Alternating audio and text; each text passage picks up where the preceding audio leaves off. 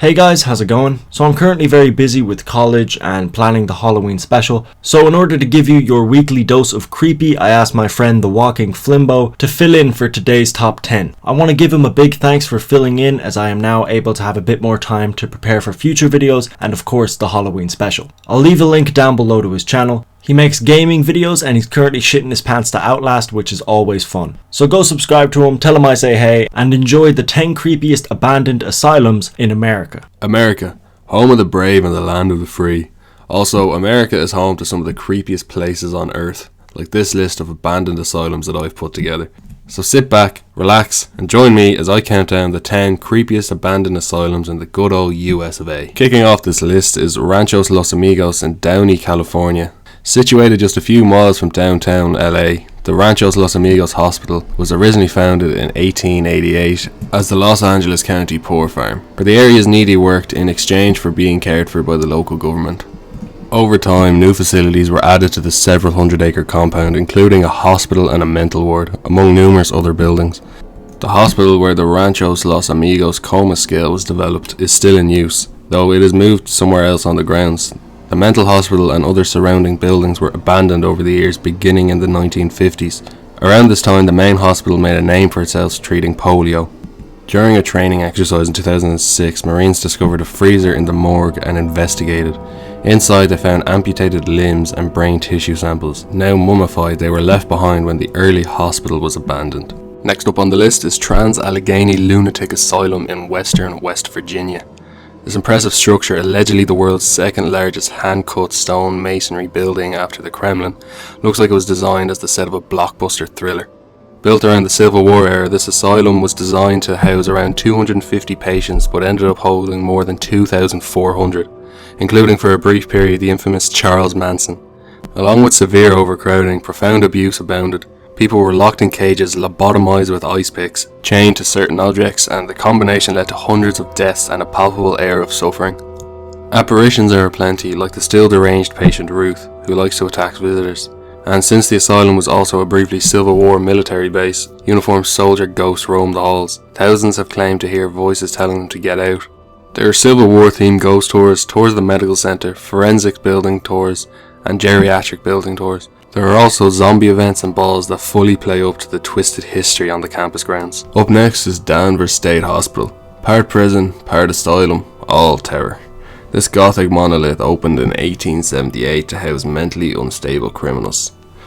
Thanks to the addition of the mentally handicapped, alcoholics and plain old felons, it became so severely understaffed by the 1930s that patients' deaths were often not discovered until days later, when they were found rotting in some forgotten corner. Shock therapy and lobotomies were standard procedures. In fact, some called Danvers the birthplace of the prefrontal lobotomy, but the large cemetery on site, said to be haunted by evil spirits, suggests that these were not always successful.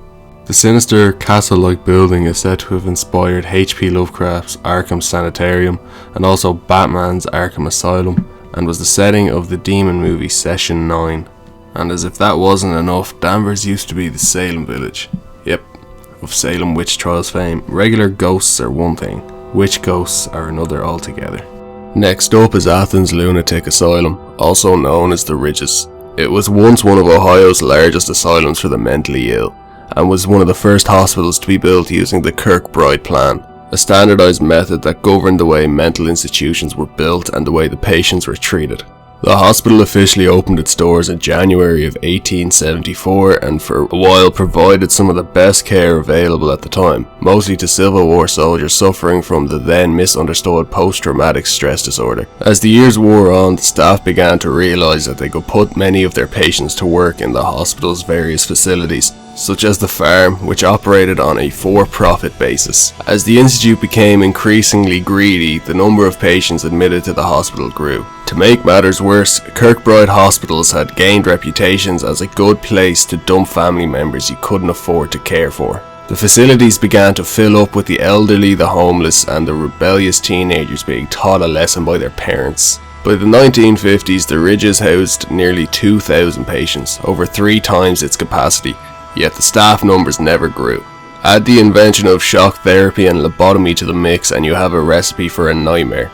Patients were regularly restrained for days at a time, crowded in rooms meant for one, and beaten by the cruel hospital staff. Up next is Vista Community Hospital. This hospital originally opened its doors in 1904 for railroad employees and later rebuilt in 1924. But not only was Vista a hospital, it was also a psychiatric ward. Room 323 in particular is a paranormal hotspot in this building. A demonic entity roams around in this room. This entity has been known to growl at and physically abuse people. Paranormal investigators have been scratched on the back when going into room 323. Also, when ghost hunters leave this room, the entity forcefully pushes them out. Thankfully, in 1991, the last patient checked out of Vista. While most believe the hospital closed due to lack of funds, there are stories circulating that the hospital's unusually high death rate was due to mistreatment and abuse. When the hospital finally closed, the few employees that were left just walked out of the building and the patient files were left open on counters. With the building stripped of anything of worth, the flotsam left behind gave the eerie ghost vibe that is so appealing to horror fans. The frightening excitement of a place that harboured more deaths than one can imagine, where the caregivers who kept the misery in check disappeared, leaving nothing but injured souls behind. Since closing its doors, the hospital deteriorated rapidly and it seemed Vista was lost to the ghosts and spirits who died there. However, the building's proximity to Hollywood was its saving grace. A number of movies, TV shows and music videos have used the hospital as a shoot location, such as Suicide Kings, Pearl Harbor, Insidious Chapters 2 and 3, Buffy the Vampire Slayer, True Blood, Paramore's Monster and Foo Fighters' Best of You, among many more. Next is Mercy Hospital in Liberty, Texas. Built in 1930, the then named Liberty Hospital became the Mercy Hospital when the Sisters of St. Francis took over in 1935. The nuns took care of patients and lived on the premises. According to the Liberty County Vindicator, a chapel, nursery and delivery room were later built. The hospital closed its doors in 1963 and was demolished in 2010. Next on this list is Waverley Hills Sanatorium in Louisville, Kentucky. With an alleged 63,000 deaths taking place inside its walls, this place is up to its eyeballs in spirits, and not surprisingly topping lists of America's most haunted spots. Originally built as a tuberculosis hospital in 1910, the building saw many die from the disease, but tales of mistreatment and dubious human experimentation trickled out, after patients left the premises in what was known as the death tunnel or body chute. Apparitions include Timmy, a boy who likes to play with rubber balls who's been caught on tape, the nurse who hanged herself in room 502, also another nurse who fell from the same room window, and scattered screams of footsteps throughout the building. Next up on this list is the New Jersey State Lunatic Asylum, later Trenton State and now Trenton Psychiatric Hospital. It was the very first one founded on the Kirkbride plan by activist Dorothea Dix. That's Dix with an IX, not a... yeah. But like Danvers State, it was better remembered for its medical abuses than for its well-intentioned beginnings. Dr. Henry Cotton became the director of the hospital in 1907 and eventually instituted treatments based on his own theories of mental illness. On the one hand, Cotton, who had trained at Johns Hopkins under the eminent Swiss-born psychiatrist Adolf Meyer, had a very progressive attitude towards care for his patients. He did away with the mechanical restraints that so many other hospitals use to control patients, introduced occupational therapy, increased the staff and ensured that the nurses would prevent violence against the patients. But Cotton developed a dangerous theory about mental illness, one that turned his hospital into a house of horrors. After it was confirmed in 1913 that the spirochete that causes syphilis can cause the disease's psychiatric symptoms, Cotton began to suspect that all mental illness was caused by bodily infections and that the only way to cure the patient was to remove the offending infection. In 1917, he began removing patients' teeth even in cases where x-rays showed no evidence of infection.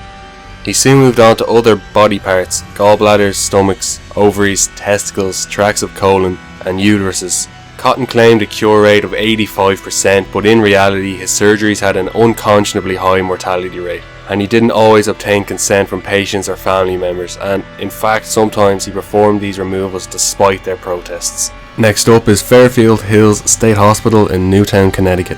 Fairfield was opened in 1933 to ease overcrowding in the state's other two mental hospitals. It quickly became overcrowded itself, with the patient population rising to more than 4,000 by the 1960s, as Fairfield followed the contemporary practice among psychiatry of overdiagnosis of mental illnesses in the mid-20th century. The hospital took up 16 buildings sprawled over 770 acres and had a network of underground tunnels that connected the buildings for moving patients, alive and dead. The town eventually demolished the tunnels, which some locals believed were haunted, in 2009. Along with the usual lobotomies and Thorazine prescriptions handed out at other hospitals, the physicians of Fairfield also favoured hydrotherapy.